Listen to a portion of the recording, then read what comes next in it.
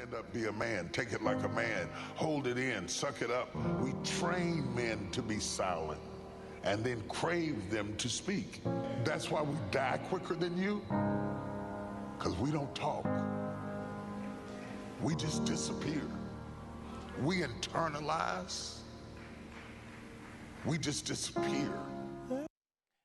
Thanks for staying with us. In this segment of Uncut, we're exploring the myths surrounding men, debunking the social rules and the social roles placed on us and placed around us. Certified mentor, counselor, and president of the Men's Fellowship at the Pentecostal Tabernacle, Barrington, James, joins us this morning to finally put to rest some of these myths. Welcome to Sunrise. Thank you, sir.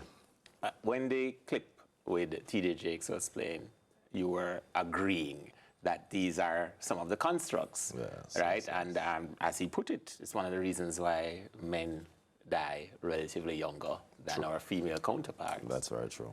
Where did these rules come from?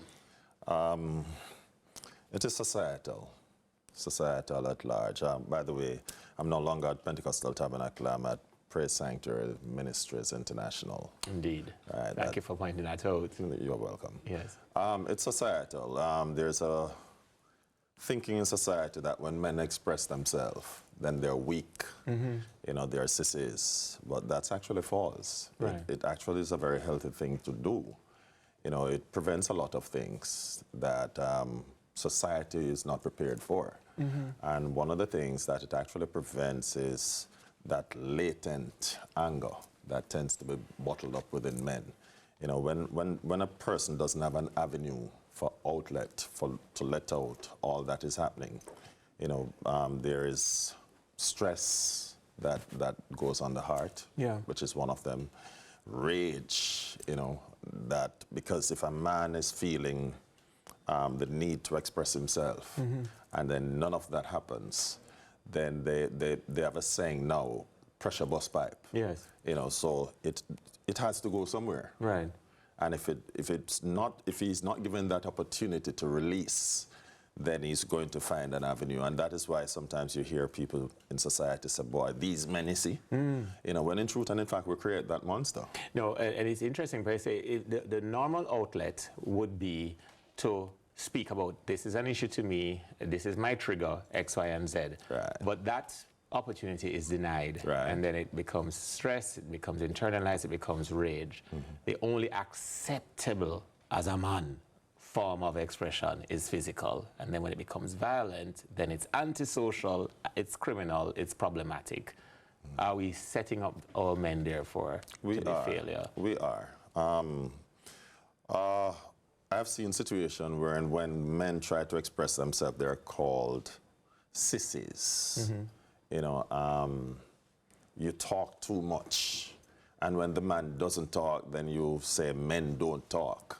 And the question I ask, what do you want him to do? Yeah. Because if he does, you have a problem. And when he doesn't, you still have a problem. So what should he do then? Yeah. And you mentioned talk too much. The other one, which I personally believe is the atom bomb. Right. You are too emotional. Right. Who decides that is too much, or why not let the individual decide what is adequate? You see, and this is where I believe, and forgive me for the strong language, but there's too much hypocrisy in society regarding these matters. Oh, that's a strong language? Whew. If that's a strong language. Yes, it is hypocritical because you want to tell me how to feel about something that's affecting me. Yeah. And I am the one who is being affected, right? But when you are having the same experience, then I should understand. Yeah. You know, so society tells a man, you should feel this way. You have no right to feel this way. Yeah. But when the female, oh, it's a woman, you should understand. Okay, why not understand how the man is feeling too? Let us come to a point where we have a great understanding, and the more understanding we have, the less likelihood of conflict. Let's talk a bit about how it's passed on from one generation to the next. Especially in a country like Jamaica, we speak a lot, factually too, that a lot of households are headed by women, single women. So mothers are raising our men. Right. But I'll give you a scenario I saw, would have been about 20 years now. So this individual, the child, would have now been a grown man. He was about 3 years old. His father bought him a Burger King, whoops, there goes the brand, bought him something in a fast food restaurant, gave him the soda to hold. It fell through his hands. Small child, about 4. Right. He started to cry. I think a natural response to the thing I was about to drink falling on the ground. Right. And the father gave him a good lick and said, "You're a big man, where you a ball for?" So how do we get ahead of that kind of generational programming and create now spaces in which a child, a male child, can express dissatisfaction, them soda throw away without it becoming a question of his gender? All right, so for me, I worked with a boys' home for 2 years, right? 54 boys on a day-to-day basis, something like that. One of the first thing I do, I tell them it's okay to make mistakes. You know, you don't let people feel that making mistakes, boy, they are less than. It is okay. You're not perfect. You're only human. And you're going to make mistakes as you go along. Now, for me, I believe that everything in life is a teachable moment. So even in the midst of telling them that it's okay to make mistakes, one of the things I do, I sit down and ask, what did you learn from this? You know, not just by the falling of the soda, but in this moment, did you get anything out of it? Or sometimes not even immediately, because timing is everything, you know? So sometimes you're having a chat, you know, and the formality sometimes has to be thrown away. So instead of letting it seem like, okay, you're in a classroom now, you know, you wait until that moment. You know, you must be discerning, and you look for that moment, and you sit down and you say, okay, come here. You know, how was your day? Yeah. Fine. You know, this morning you lost your soda. How did you feel? And well, after they express themselves, well, it's okay. Right. You know, it's normal. You know, these things happen to people at times, so it doesn't feel like a loser. All right. So now let's widen the question a bit. So that was father-son. We spoke about the fact that it's our mothers. Women are raising boys who become men they themselves would not like. And then there's a wider society, the music. And I'm a big consumer of Jamaican music, so I don't want nobody come for me from that perspective. But when you do unpack the lyrics, it's more likely the lyrics of a song will reach into the cranium of our sons than our own voices. Unfortunately. Yeah. So. And then, again, we're a pluralistic society. We tell you one thing and then we do another in a lot of instances, because we tell you that music has no impact. But that's false.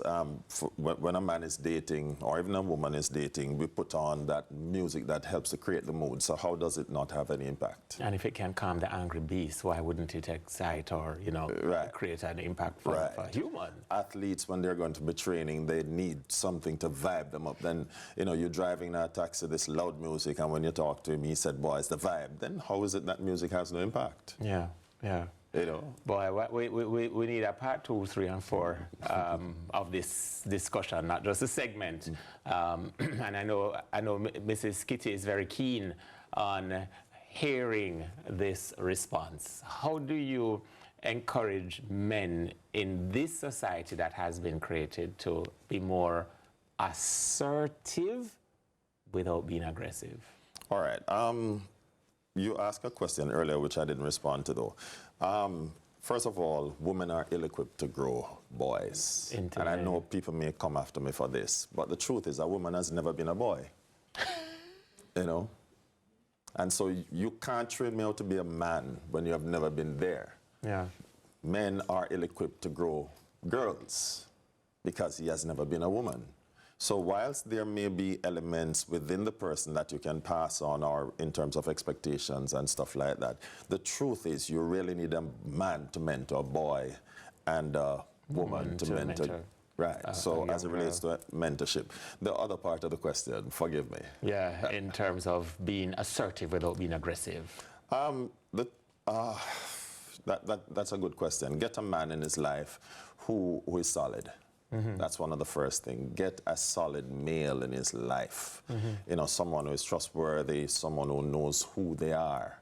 Because if I don't know who I am, how am I going to teach you how to be who you are? Right.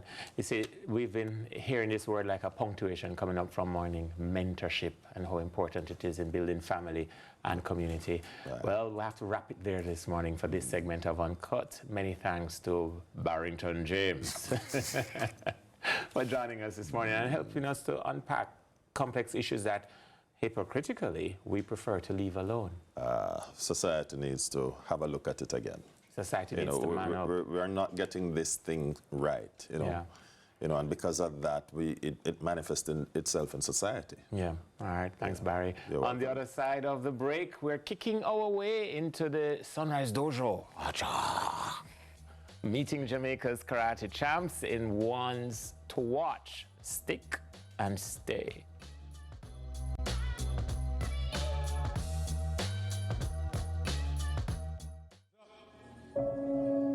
When he really opens up, don't you use what he said when he was open to prove a point when you want to win an argument. You will never hear the full story from us ever again. And we'll start to say stuff like this. How are you? Good. I ain't good, but I just ain't telling you. Women, let me tell you something. Men are not emotionless. We have deep emotions. We just don't know how to express them. And let me tell you, if you make us feel unsafe, you'll never hear from us again. If I tell you something in a moment of vulnerability and you use it against me in an argument, you can forget me talking to you forever. And you keep talking about he quiet, he's shut down, he's in his man cave, he won't open up, because when he did open up, you shut the door on him.